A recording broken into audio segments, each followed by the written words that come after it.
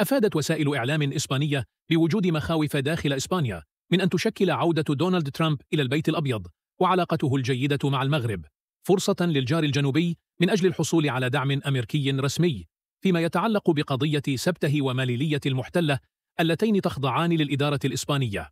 ووفقا لصحيفة الإسبانيول فإن التقارب المغربي الأمريكي لا يصب في مصلحة إسبانيا، حيث يخشى البعض من أن يؤدي إلى دعم واشنطن للرباط في مطالبها بشأن المدينتين المحتلتين، وربما تمهيدا لخطة شبيهة بالمسيرة الخضراء. وتشير الصحيفة إلى أن المخاوف تتفاقم في الأوساط الأمنية والعسكرية الإسبانية، نظرا لأن سبت وماليلية لا تتمتعان بحماية حلف الناتو، مما يجعلهما عرضة لأي تحركات دبلوماسية أو سياسية مفاجئة. كما أن تصريحات ترامب السابقة حول قضايا دولية حساسة مثل غرينلاند وقناة بنما تزيد من حالة القلق داخل إسبانيا.